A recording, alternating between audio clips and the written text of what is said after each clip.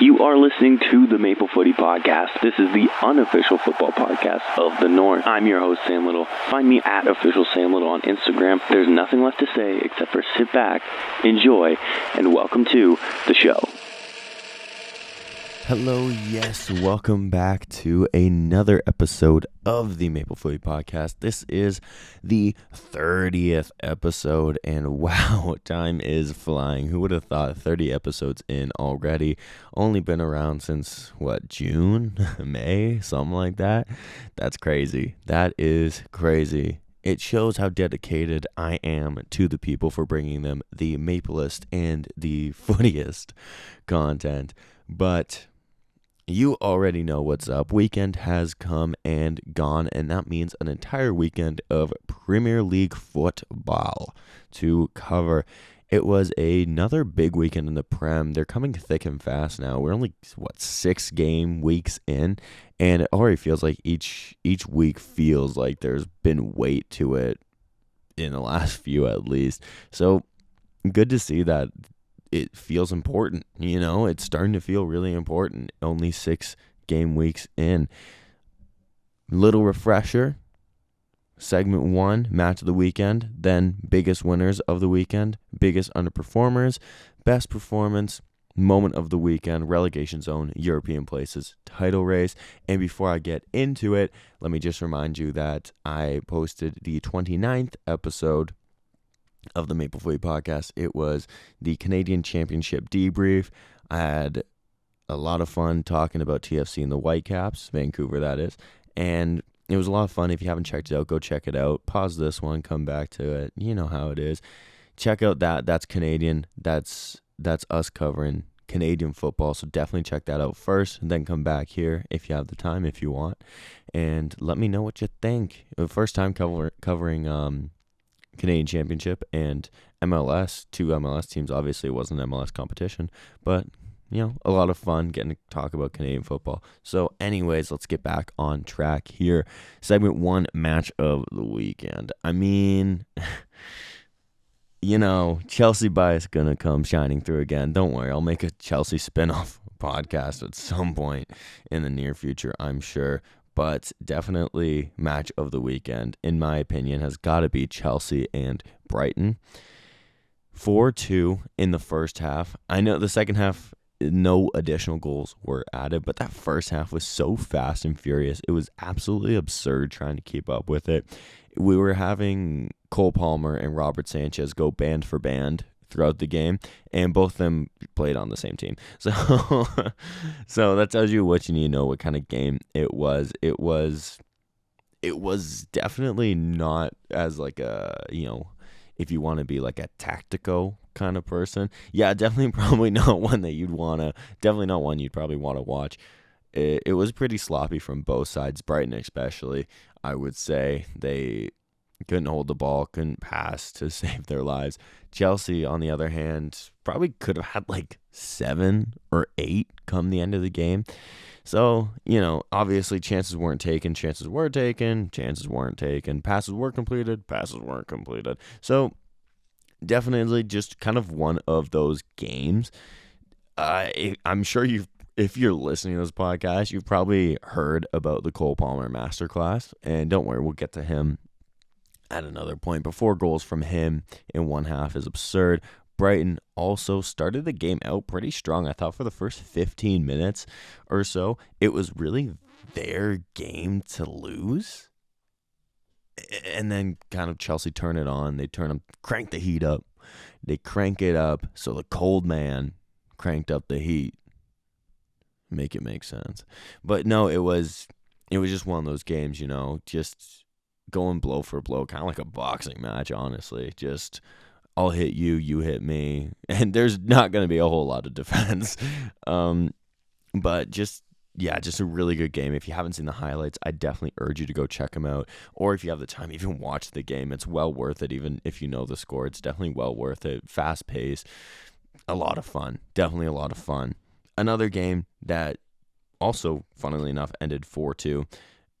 Arsenal-Leicester. Shame Leicester didn't hold on there. They were so close to picking up the points, and and I could have been celebrating another Arsenal draw.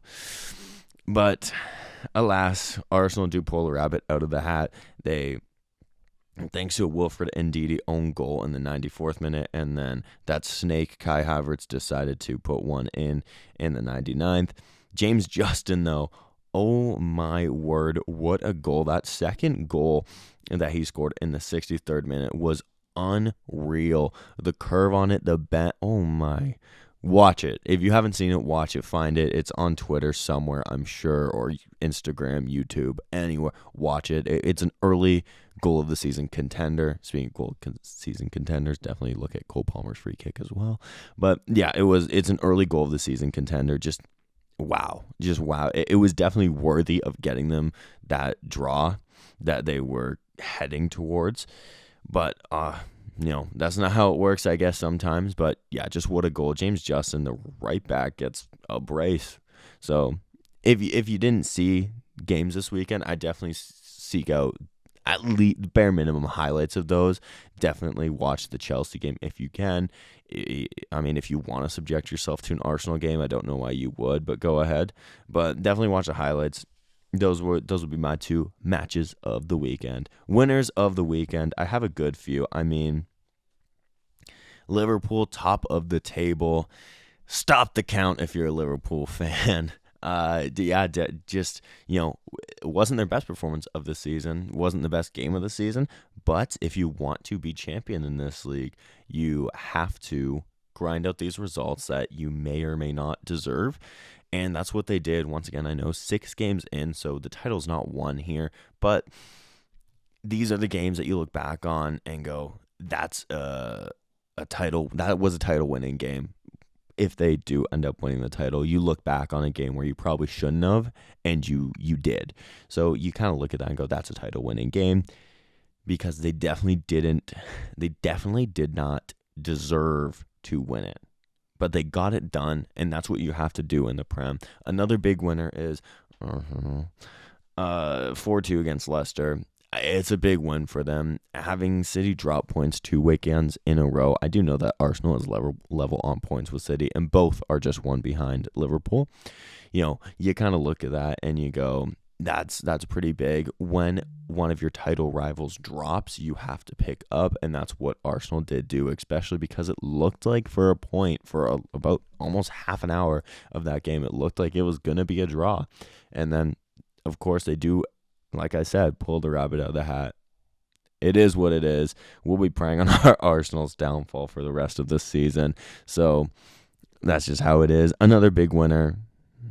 Yeah, we're going to say it. Chelsea, of course, I think is a big winner this weekend. Getting into the top 4. I believe the official stat is ending a weekend in the top 4 for the first time since the new ownership came in. So, I mean, it's kind of a wonky stat, but I mean, it is good that, we can kind of go, hey, at least they finally ended a weekend in the top 4 under Bowley and co. And it's definitely big in a European charge, I would say, as I personally, as a Chelsea fan, want to see us return to Europe. I mean, like Champions League. I know we're in the Conference League, but definitely I want to see us return to the Champions League. So I don't think other Chelsea fans wouldn't want to see us return there. So it's definitely a big step for that. But yeah, so those are, I would say, my 3 biggest Oh, I forgot. Everton. They've been promoted. They went from my biggest underperformers for like 12 weekends in a row. They are now in the winners category solely because they finally picked up a win. They did it. The Blue Boys on Merseyside, they did it. They got a win, 2-1 over Palace. I mean, I was backing Palace in this game. I figured they would have gotten the dub, but they did not. Everton came out. They came out to play. I know there were some wonky calls, potentially some penalties, maybe not, maybe should have been. Regardless, though, a big win for Everton. I believe that is their first of the season, and it, when you are fighting relegation, it's these games where you do need to scrap out the the victories, and that sends Palace into the bottom three, a place I don't see them sticking around. But it does send Palace into the bottom three. Everton up to 16th now, first win of the season. Congratulations, Everton. I think that's the first ever time on the Maple Footy podcast someone has been an underperformer for so long. You have been promoted to winners. Let's see if the streak in winners can last as long as it did in the underperformers. Spoiler alert, I don't think it will. But regardless, be happy. Put that on the fridge. Biggest underperformers, I would actually say City. I know it's ridiculous to say. It is a draw against Newcastle. They are still level on points with Arsenal, one up on Chelsea, and just one behind Liverpool. So it's definitely not like, oh, title race is over. Put a fork in them. They're done, And definitely nothing like that. But it is a bit of a chink in the armor, having now lost Rodri for what's most likely to be the rest of the season. He's an important player for them. So the first game without Rodri, you would want to see them kind of come out and show we can kind of do this without him. And they struggled a lot. They struggled to kind of have that stranglehold on the game. Newcastle and Anthony Gordon in particular was finding a lot of joy against City. So definitely something to watch going forward. I don't think that this derails a title charge by any means, but when you're in a title race, dropping these points that realistically, no disrespect to Newcastle, they are a good team, but City should be winning this game and they don't. So it is, I would say, an underwhelming weekend for Manchester City. Another underperformer, I would say, sadly, is Southampton. They sit still on 1 point, having lost to Bournemouth 3-1.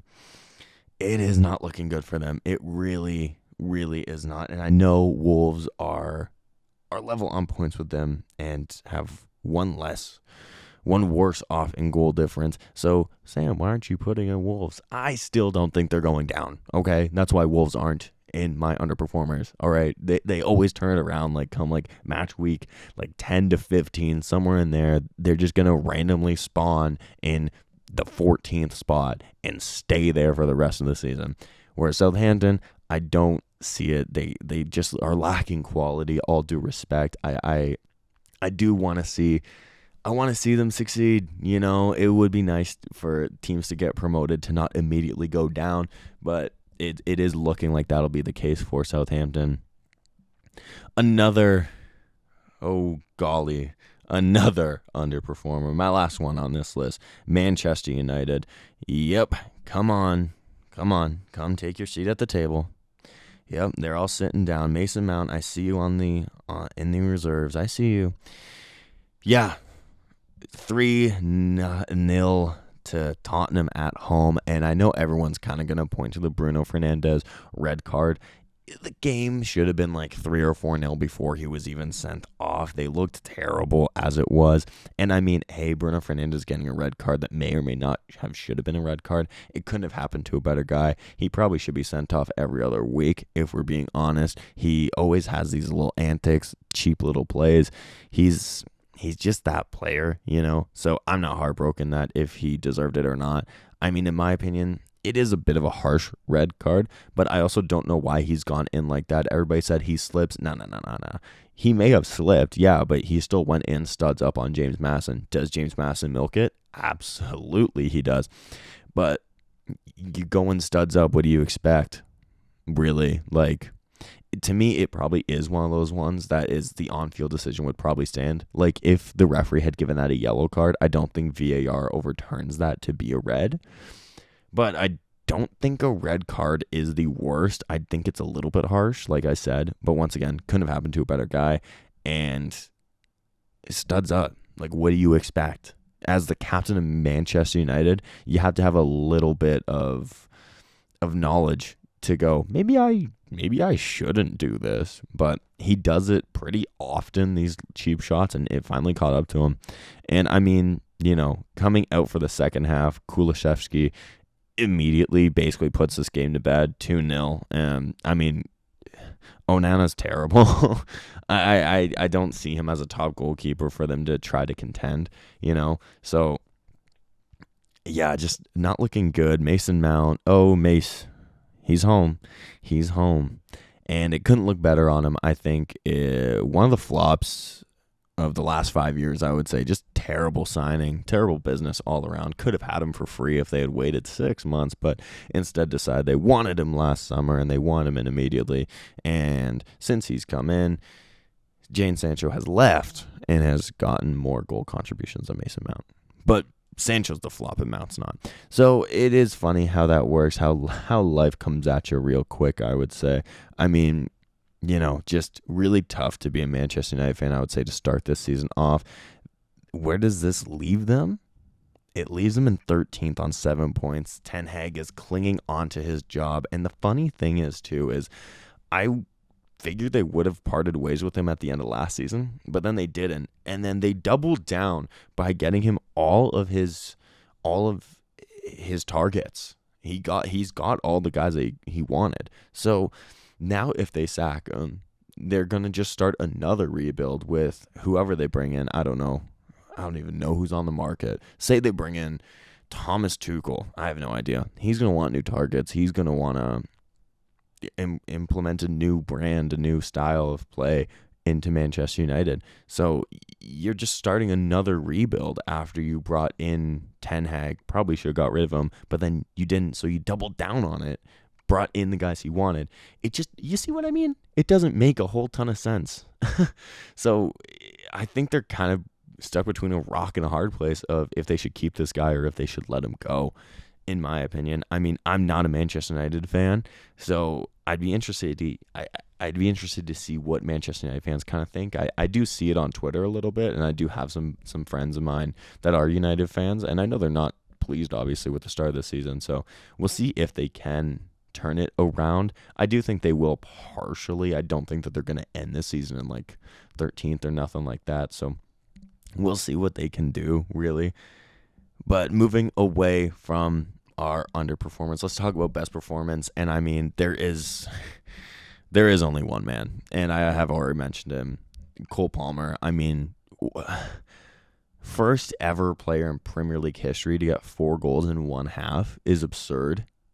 That's absurd. 4 in one half. And I think from goal 1 to goal 4, I think it was like 20 minutes or just over 20 minutes. Like, that's absurd, right? Like, that's crazy. And it wasn't just the goals and whatnot. His little passes, his dinks, his through balls, his amazing crosses. He's just so good at seemingly almost everything. And he's just such a joy to watch, and it's a joy that Stamford Bridge has been missing, I would say, realistically, since Eden Hazard left. We didn't have a guy that would consistently do it for us after Hazard left, and now we kind of have that in Cole Palmer, and it looks like hopefully knocking on all the wood that guys like Jadon Sancho, Nicholas Jackson, Moises Caicedo, Enzo Fernandez, Noni Madueke, kind of those midfielder attacking guys, are also complementing him really well, and he complements them very well. It's not just a one-way thing. So it's really good to see right now, especially after watching the atrocities that I had to put up with last season at Chelsea. So it is nice to see that now. And, I mean, just a great performance from him. And I just hope Chelsea can keep building on this, and I hope Cole Palmer keeps building on this. In my opinion, the best player in the league. Moment of the weekend, I do think it has to be when Cole Palmer spanks in that free kick. I mean, yeah, I'm kind of just making this Cole Palmer show, aren't I? But, I mean, there was a point where the commentators, when Cole Palmer put down the ball for the free kick, and the commentators say, oh, he's on a hat trick. And I said out loud, yeah, he's not scoring from here. Like, come on. And then he does. He does. And it's what he does. You know, he's that good. He is that guy. He's just so good. But let's try to move away from Cole Palmer. Liam Delap, 2 goals for Ipswich this past weekend. He is doing very well for them at the moment. And his second goal, that kind of secures their draw against Villa. These points, once again, for a club that's going to be battling relegation most likely this season, these points are massive, especially against such a good team like Villa. And just to see the crowd's limbs for that goal is it's what it's all about, isn't it? You love seeing that. These fans, they've waited 22 years to see Ipswich back in the Prem, and to see a young kid like Liam Delap score such a big goal so early on in the season against a big team, and to see the fans get to celebrate that, like, it's what it's all about, isn't it? So that's another moment of the weekend for sure. Looking down to our relegation zone, though, now, the bottom three are currently Palace, Southampton, and Wolves. Wolves fans, I don't know if they're getting nervous or concerned. I mean, I wouldn't be just yet if I was a Wolves fan, because like I said, this is kind of what they do. Every season they kind of start off really slowly. I know I've repeated this every single week, but I will keep repeating it until they're either relegated or they prove me right.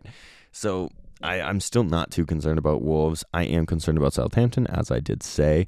Palace, on the other hand, I'm not really concerned. They have the quality. I'd be very shocked to see them go down. And if they do go down, then, oh my gosh, there's going to be a lot of quality players for pretty cheap prices, like Eze, Gurhi, like... So if they do go down, there could be some good deals in there. But just above them, Leicester, Everton, Ipswich, I think that those teams will be uttered a lot during the relegation battle. Ipswich, I would love to see them stay up. Everton, they're like a cat. It seems like they have 9 lives. Have they used up all 9, though? I think that might be the question. They still don't really look that good. A pretty controversial game. I do know that they did win this weekend, but we'll see. Leicester, I'm going to be probably a little bit harsh on Leicester, but to not hold on,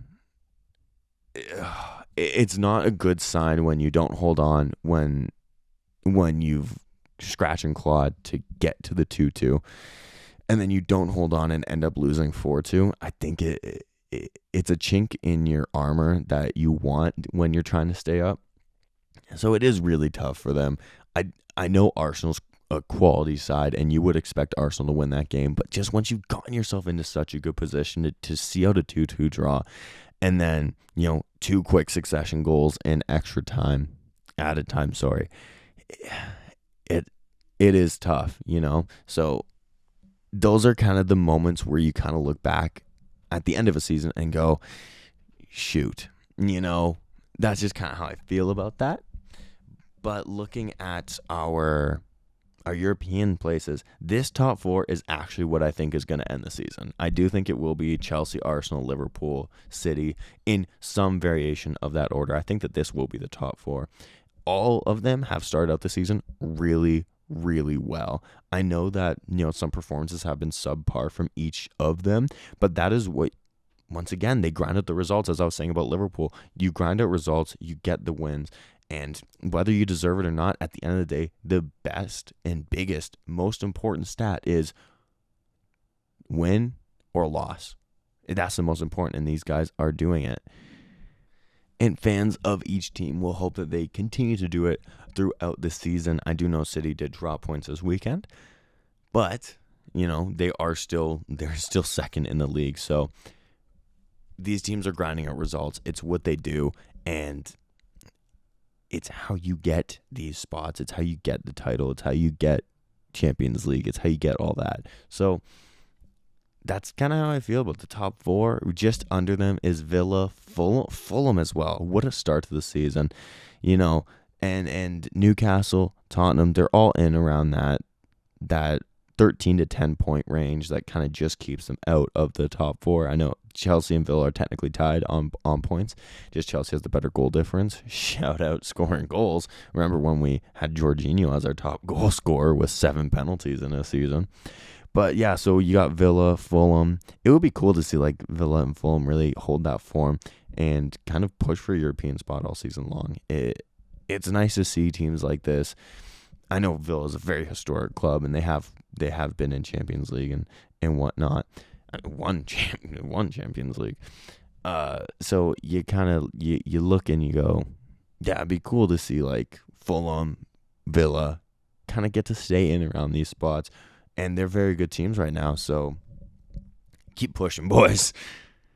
And of course, the title race, as I've kind of really touched upon, Liverpool, City, Arsenal are all still up in there, and I don't think that that's going to change unless something drastic happens. Arsenal and Liverpool definitely the two bigger winners of the weekend in terms of the title race. Like I said, Liverpool grinding out the result, as did Arsenal, where City dropped points. So, just stuff to really look out for.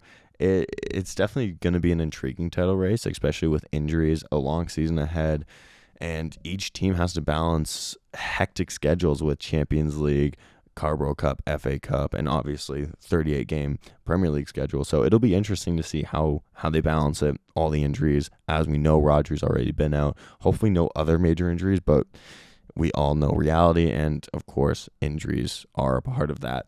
So it will be interesting to see that title race play out. And other than that, that's me done for the week. That is me all done with the Prem for this week. Match week 6, it was a good week, I thought. Hopefully this week coming up is just as good, if not better. And we'll cover it next week. Next Tuesday, episode will drop. We'll keep up with it, and it'll be a lot of fun. It's been a lot of fun covering the Prem. So keep listening. Follow me everywhere you can, everywhere you want. And I do appreciate all the listens, likes, all that fun stuff. Thank you for listening. And until next time, cheers, everyone. And that was your Maple Footy podcast. Thank you so much for listening. Check my socials for any and all future updates at Official Sam Little on Instagram, where I am most active. And until next time, live, laugh, little.